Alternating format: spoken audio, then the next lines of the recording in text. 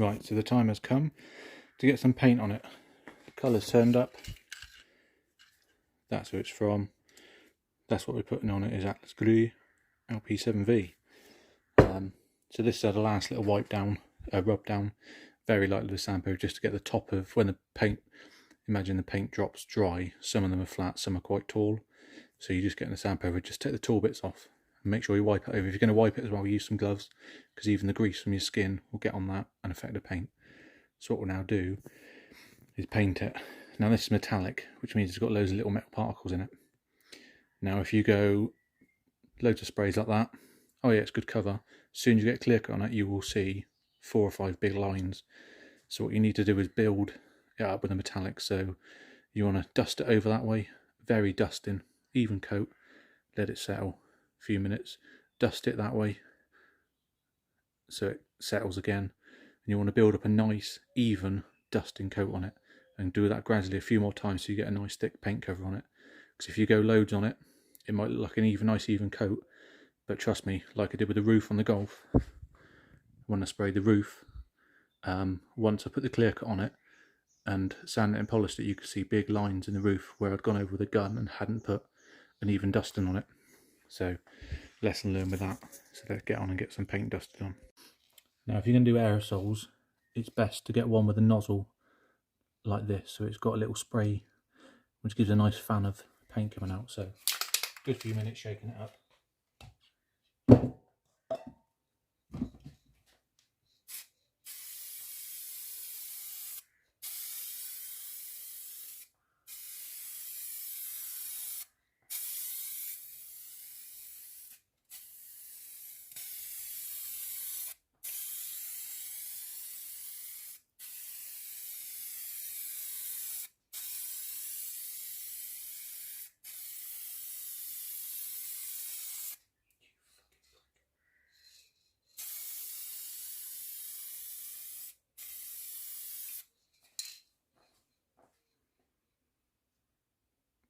That's annoying.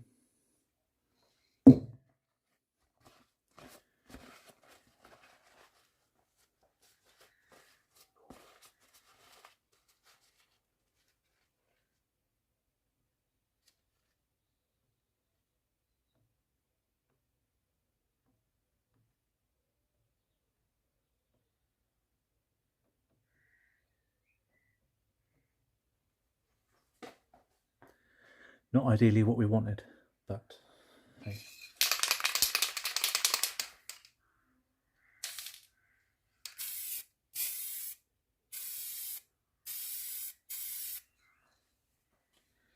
So that's all we're going to do. Gentle dusting again. It looks patchy because we want to slowly build up that even coverage, so we'll leave that to tack off. So as we said, we've gone longitudinal, so now we're going to go vertically.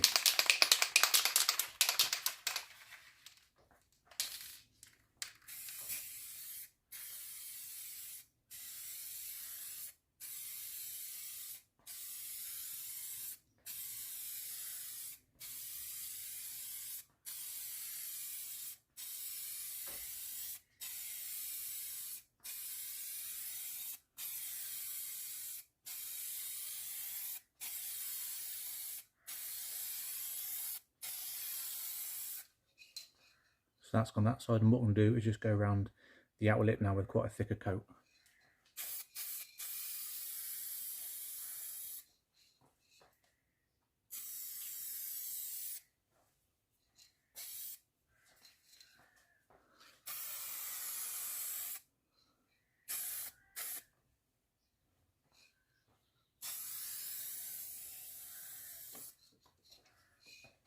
And we're not too fussed around the outsides because you are going to have a sunroof seal on it.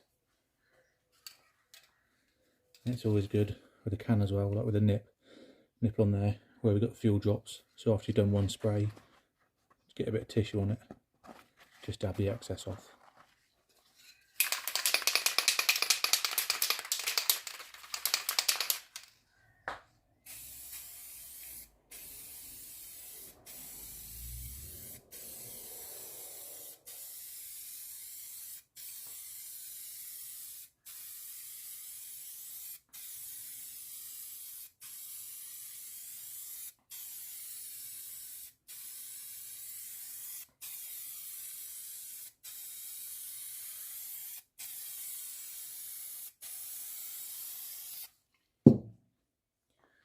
And that looks to be coming up nice even coat, so we're going to leave that to dry and then do another repeat of what we've just done with the dustings. So there we have, that is all the Atlas Grey on there. And we've built up a nice even coat. You can see from the light bulb on there. You go across, you haven't got any patchy marks. It's nice even. And the last bit of can, I've just done a really high up dusting over it just to even out the particles on it. So there we go, now we can throw some clear coat on it. So clear coat wise, just picked up your off the shelf sort of Halfords lacquer. Again, mainly I've got the nibble on it, the nipple on there to get a good fan of spray.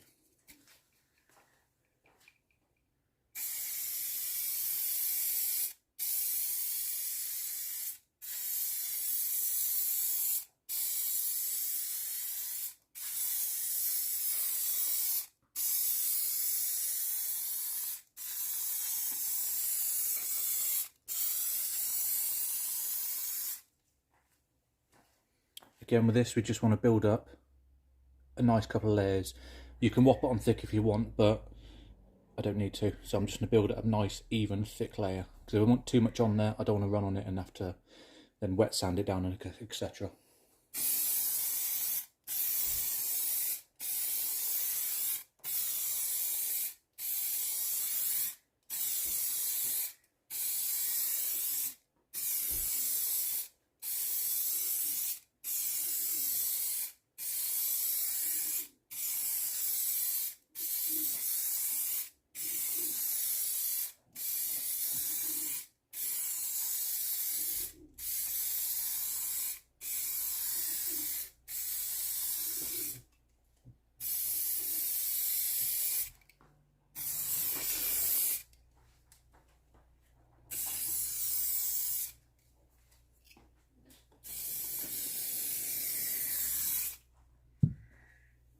So that's all we're going to do for the time being.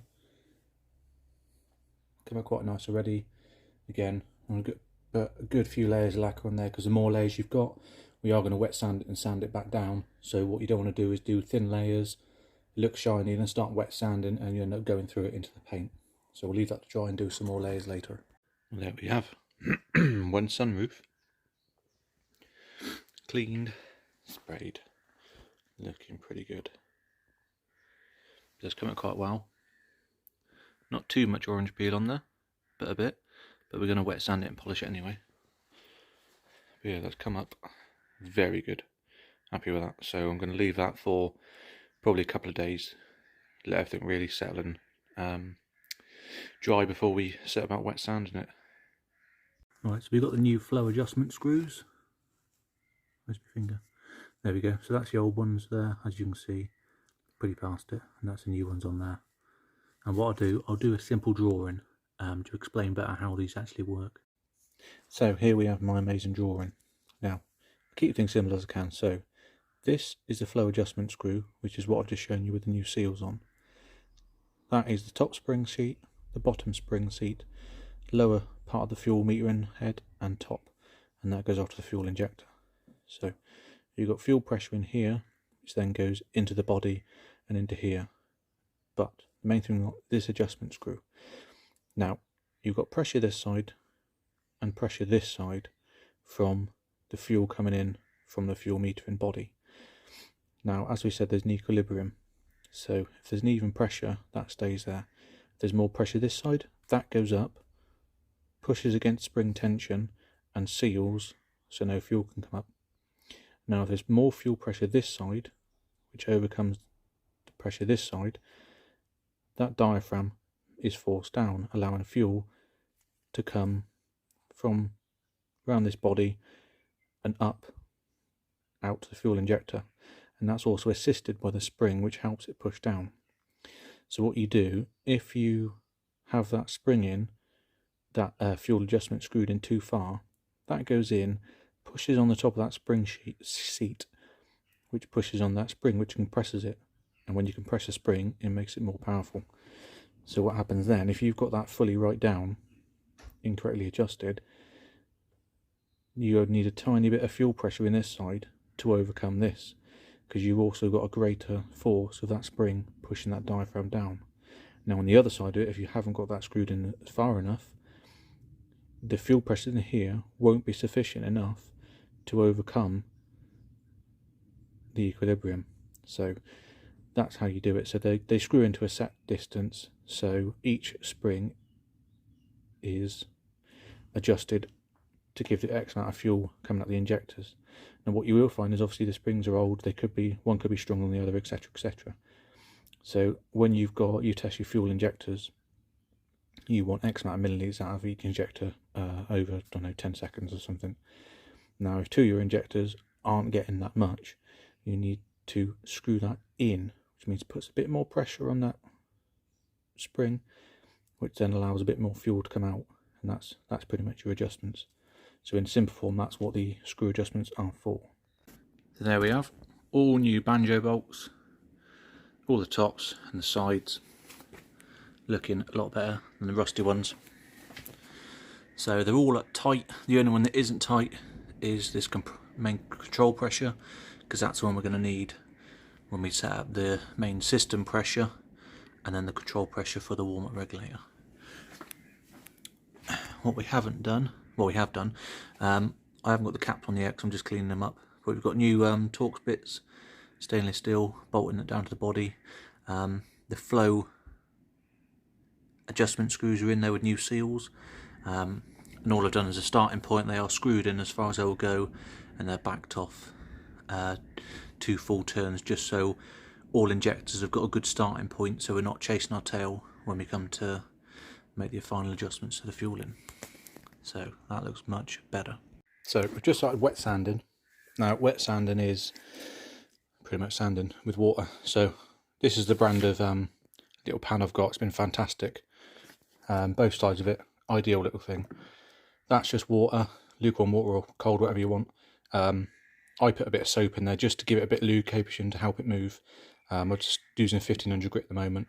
Leave the paper to soak in there for a while, because what you don't want to do is use dry paper, because what that can do is when you fold it round, you've got 4 sharp edges of the sandpaper which can actually scratch. So I've started going over it. Now what we're trying to do, see all these little dots here, you want to sand it until they're all gone. Get a better angle. Yeah, so all these darker dots are the bits, the lower points. So we want to wet sand it all until it's sort of that sort of thing, so you can't see any more of these. And we'll do that over the whole roof until all of it is a nice even haze, and then we can get some polish on it. So I'm going to get on with that now.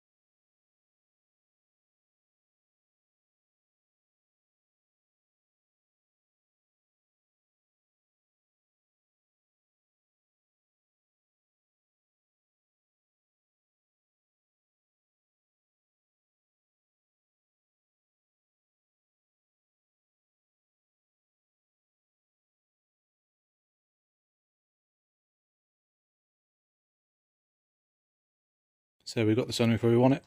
It's all a nice even matte sanded finish. Now we're going to polishing it. So all we're using is Fast Cut Plus 3M on a drill attachment on a little pad. I found this quite good to use, cuts in really good, requires little effort. All I do is put a few bits on the pad and a little sprinkling of water just to give it a bit of lubrication. So I'm just going to do a patch now, show you that and wipe it off and see the results.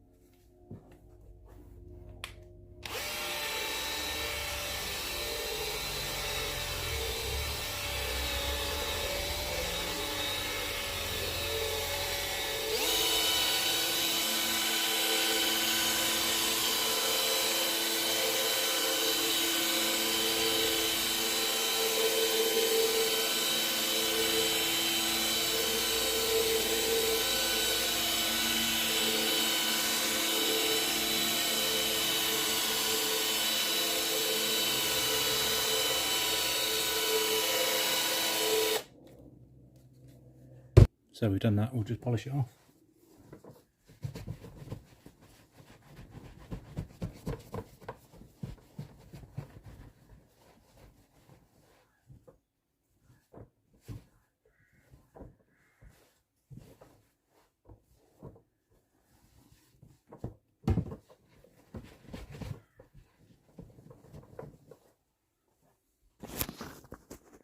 There we go, wet sanding, polishing. Just focusing on the bricks at the back. You can see the detail in it now. So that's come out cool. So that's a lovely finish. So all I'll do is do the rest of the machine polish on this. I'll then put normal polish on it, probably the Maguire's polish. I'm not going to wax it because wax is a sealer and you don't want to seal things because, believe it or not, the paint under is still settling. In simple terms. So let's get on with the rest of this and put a bit of polish on it. So we've got another end done. The results are looking beautiful, and my armour drill's gone flat, so I'll leave them to charge up. Any other bits we can get on with? What boxes we got? That's hose clamps. Don't need those. Distributor. Oh, dizzy. That's on the Golf. What's else near then? Hey, happy birthday, Luke. 16 valve and a love heart. That's a weird ending to a video. Alright, happy birthday then, Luke.